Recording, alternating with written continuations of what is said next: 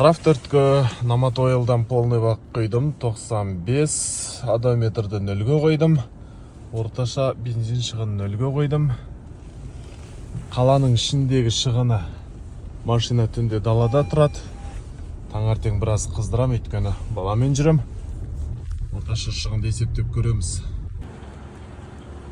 9500 теңгеге 35-те 85 литр сейіпті. 35 литрмен 275 километр жүріппіз, қазір есептейміз. Сонымен 35,85-ті бөлеміз, 275,6-ға көбейтеміз 100-ге.